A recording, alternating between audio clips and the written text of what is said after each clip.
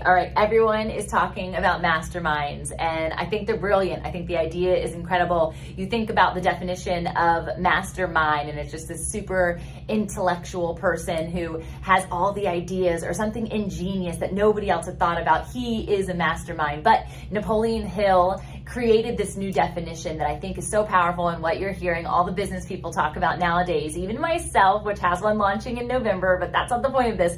The point is to teach you that there are some critical elements that people are missing in this idea of mastermind. So Napoleon Hill talked about when two people are gathering together, that there is this third mind, there is this intellect, there is this energetic character that is created because you are gaining force together, you are masterminding together, and therefore there's a whole nother entity in the space. So think about having not just two, having 5, having 15, having 50 people. Now I think a mastermind of 50 people can get a little bit much, so I think that there is a sweet spot of numbers when it comes to masterminding, but I'm going to give you the sweet spot of the 8 C's of a successful mastermind, that if you don't use these, you're going to be having a weak link, and a weak link in a mastermind means that you're missing the intellect and the whole point of the concept. Now, is it perfect?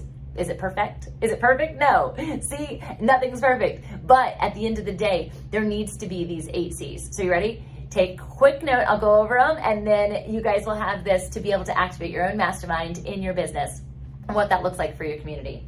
Number 1, I'll say community first. That wasn't my intent, but let's do it. Community. You need to tap into others' resources and valuable support systems. They have networks, right? So when I come to the table, it's not just about my mastermind. It's about the mastermind that I've created on the exterior of that space. And who I'm connected to, my network, my community, really matters to the group as a whole. And so I'm bringing not just my expertise and wisdom, but I'm bringing my web, right? My inner web of connections. And so think about that as you're bringing people in to your mastermind space. Community matters.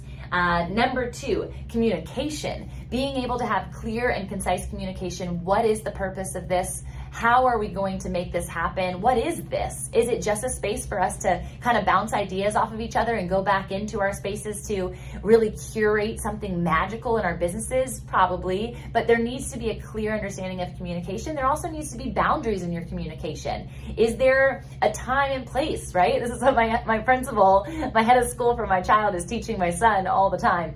Cooper, there is a time and place. There's a time and place, just like there is on Clubhouse when who talks when. There's a time and place for us to talk. Not everybody getting the same floor space at the same time where nothing actually gets accomplished. So maybe there's a spotlight seat during that mastermind experience. I do this often in my membership program with intent for focus group, focused masterminding for that specific person. I think that that's a really powerful way to do it. So understanding your communication strategies and what you're communicating thereafter to everybody else who will influence based on the time that you spent in this mastermind. So the words and the language that are being curated from there are also very powerful.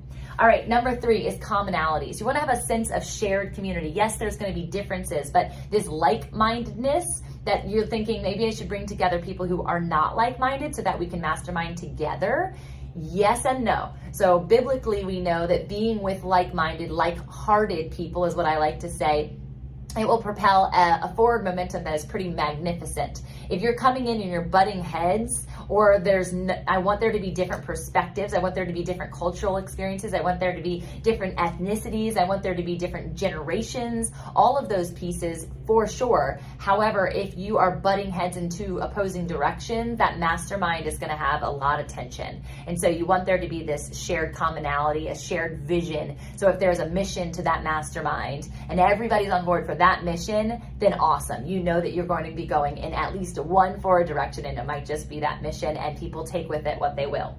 All right, number 4 is connection. So access to experts. I said this in the community piece, but it's the access to the specific experts that are in the room.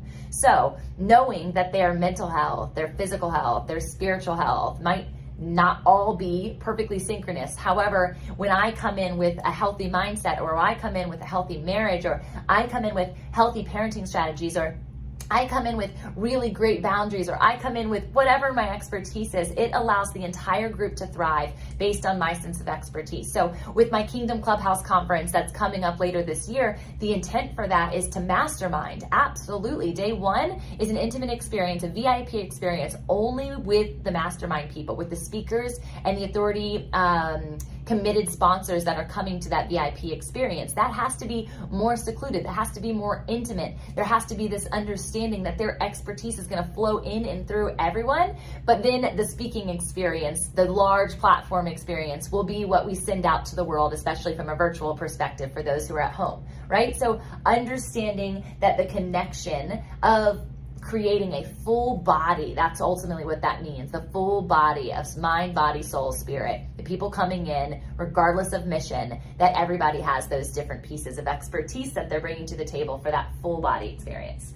All right, number 5 is commitment. So we've gotten community, communication, commonalities, connection, and number 5 is commitment. You have to have people who are going to show up, ultimately. If you're creating a mastermind and that one person or that other person or that nobody's ever together, you might not have strategized it well as far as what the mission is. Because if there is a common thread of mission, then those people are going to show up despite what their schedule is, despite what could come awry. Of course, people have situations that arise, but understanding that this is critical, this is important for everybody to thrive. Everybody has to show up in the fullness of who they are that day. The fullness of who they are that day doesn't mean that they're perfect, doesn't mean that their cup is full. It means that they're showing up on the days, even when they don't feel right, to be able to pour into the family, pour into the like hearts, pour into the like minds, and to be able to, maybe that's their time that they need to be poured into, which is such a gift. So understanding that that connection point will help you to help others thrive in that space. This could be something that's only meeting once a year. Some people have masterminds that are only one time a year, one time a quarter, once a month, sometimes once a week. So it depends on what you want to do with your business and how you want to set that up. For me, it will be twice a month. And then there will be 2 business retreats, 2 intimate experiences will be in person, because I think a huge component of the mastermind is that connective energy, that connective spirit, which virtually has a touch point, but not to the fullest extent as when you see people in person. So that's how I'm setting up my annual mastermind. Other ideas that I've had coaching clients do, it will be one time a year, or I've seen people do it in an 8-week time frame where it's almost like a mastermind hub, and that's a really cool way of doing it as well. Number 6 is, which one do I want to do first? 6 or 7? 1, 2, 3, 4, 5. I can't remember. Oh, sorry. 6. Sorry. 1, 2, 3, 4, 5, 6. Yeah, confidence. Okay, so I didn't want to say the same one twice, and I'm like, wait a second, what's happening? All right, confidence.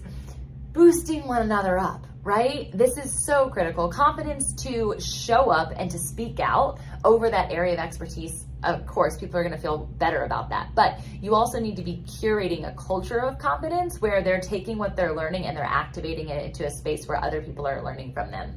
So confidence, and knowing that their personal knowledge is a deposit. So when you're tapping people to come into your mastermind, and I say tapping, some people do this and it's a free experience. Some people do this and it's a paid experience. When someone is paying, they tend to be more invested, but if they're doing it from a free perspective, because of the people that are raising the caliber of their experience or expertise or just circle of influence, there's a call to them to show up to the mastermind as well. So there's different ways.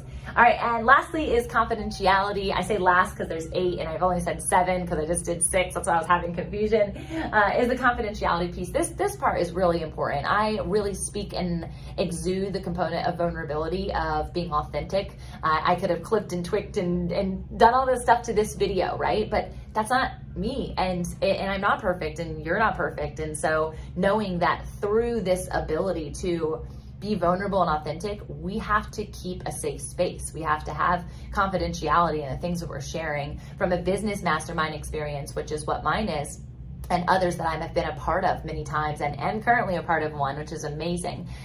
It's this recognition that I want to be able to share my struggles. I want to be able to share my personal struggles as much as my professional struggles. Now, not all masterminds are called for personal, not all are called for professional. There are personal masterminds as well, small groups, if you will, from a church perspective, right? This is something that you're allowed to be vulnerable, you're allowed to be authentic, and there's going to be a support system there because confidentiality is a value.